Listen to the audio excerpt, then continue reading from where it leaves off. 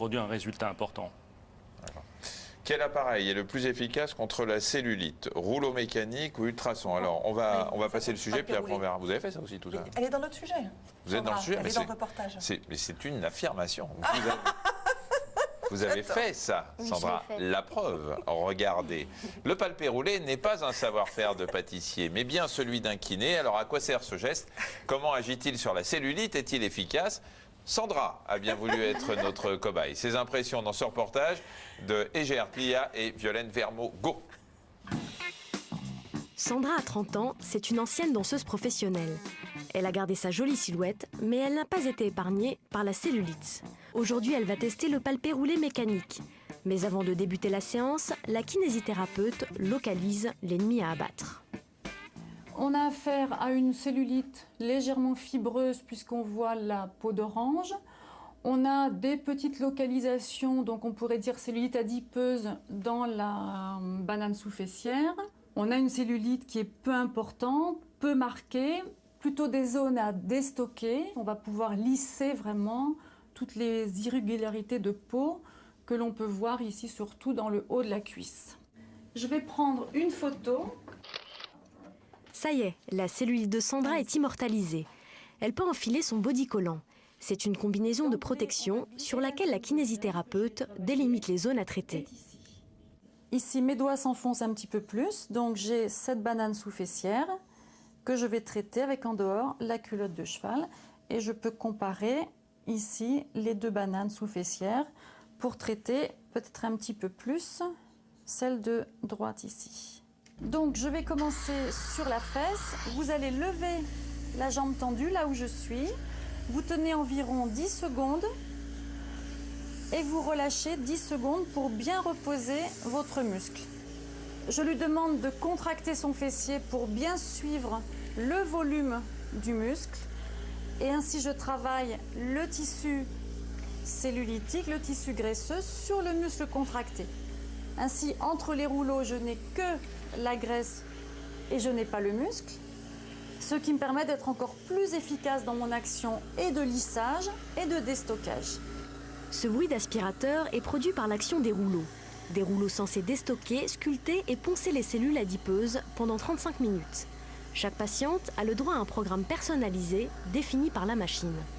Ça n'est pas une agression, c'est tout simplement une réactivation de la cellule.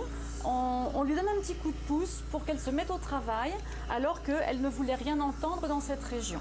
C'est un geste qu'il est très difficile de faire à la main pour plusieurs raisons. D'abord parce que la main est fatigable, donc je ne pourrais pas amener autant de stimulation que ce que je peux apporter avec la machine.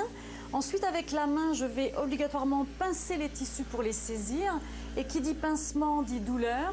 Et on sait que la douleur va agresser le tissu et ne sera pas bénéfique pour déstocker. C'était plutôt agréable, avec une sensation d'aspiration en fait et de rouleau. Et sur certaines zones, c'est même plutôt un moment de détente en fait. Alors Sandra, d'abord merci d'avoir accepté d'être filmée. Comment se porte votre banane fessière? Elle se porte bien. Je pense pas qu'en une séance, clairement, elle va disparaître. Mais Vous avez trouvé comment votre peau après? Plus lisse, un peu plus lisse. Mais je pense qu'il faudrait facilement, d'après ce que m'a dit la kinésithérapeute, 5-6 séances pour que je vois vraiment les effets bénéfiques. C'est cher? C'est a priori entre 50 et 60 € la séance de 35 minutes. Ah ouais. C'est vrai qu'on se sent détendu après. Il faut avoir les moyens. Juste une chose, parce que je ne veux pas être désagréable avec vous, mais c'est vrai que votre cellulite, Elle est difforme. même si ça vous complexe, je pense qu'il y a des femmes qui doivent l'avoir cherché, votre cellulite, même si la kiné a dit qu'il y en avait une, mais enfin bon, c'est pas énorme. Est-ce que ce genre de traitement, ça marche sur des cellulites plus importantes? Oui, je pense qu'effectivement, ça peut tout à fait marcher, et c'est même fait pour les cellulites plus importantes. Enfin, on arrive toujours au même problème. Qu'est-ce qu'on fait lorsqu'on arrête les traitements? Puisque par définition, ça revient. Les massages lymphatiques proposés par les kinés doivent-ils être répétés régulièrement? Et oui, puisque le drainage lymphatique manuel, qui est une méthode ancienne, elle a plus de 60 ans maintenant, c'est une méthode qui n'est valable que pour la rétention d'eau. Comme l'avait très bien dit tout à l'heure, il y a cellulite aqueuse. donc la cellulite aqueuse, il y a différents types d'acteurs dans la cellulite. Donc lorsqu'on a une cellulite avec rétention d'eau, on peut avoir un intérêt à faire le drainage lymphatique manuel, qui est un drainage malgré tout passif. C'est la main du kiné qui travaille chez une personne immobile. Alors on a maintenant un drainage actif où la personne est en activité, c'est le fameux aquadrainage, donc dans l'eau, sur la bicyclette, avec des jets d'eau. Ça donne l'intérêt de ce drainage par rapport. Aucun de ces soins n'est pris en charge par la Sécu, j'imagine. Non, pas dans le cadre de cellulite, non. Le drainage lymphatique manuel est remboursé actuellement, mais uniquement dans le cadre des œdèmes, donc des gonflements d'origine lymphatique, du lymphœdème. Il y a une opération. L'endermologie permet-elle de réduire visiblement la cellulite et doit-on forcément passer par un professionnel? Alors c'est quoi cette endermologie? Eh bien, c'est ce que vous venez de voir, c'est-à-dire, c'est le terme actuel maintenant, c'est l'hypomassage. C'est une méthode qui a quand même l'intérêt des médecins parce que c'est une des rares méthodes. Ah, c'est le palpé roulé, l'endermologie? C'est la même chose, c'est l'endermologie. C'est une des rares méthodes qui a passé l'épreuve du temps. En fait, elle a 23 ans maintenant, elle a évolué dans le temps, on en est maintenant à la 7e génération d'appareillage. Et vous savez qu'en cellulite, on a plus d'une 60aine de techniques qui ont été proposées sur les 20 dernières années. Très très peu ont passé l'épreuve du temps. Alors justement, oui. Juste, on me demande si ça doit passer par un professionnel. Là, c'était une kiné qui faisait ça. Il vaut mieux que ce soit un professionnel. Alors, surtout qu'on a en fait, c'est une médecine. On peut en faire soi-même, non? Vous l'avez fait vous-même? Alors, avec la machine, non, avec les mains, oui, le palpé roulé.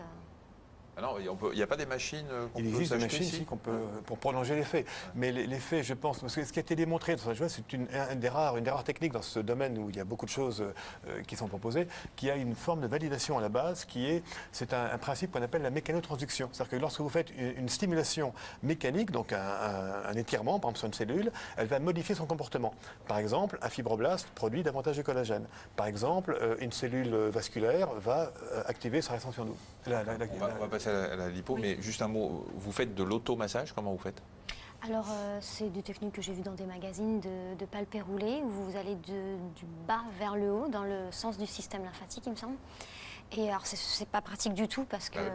pour s'automasser les fesses, c'est quand même pas... Là, je faisais essentiellement les cuisses, l'avant des cuisses. Mais c'est vrai, pour faire les fesses, c'est juste pas possible, quoi. Faut appeler quelqu'un. Alors, on nous parle de un spécialiste, ouais.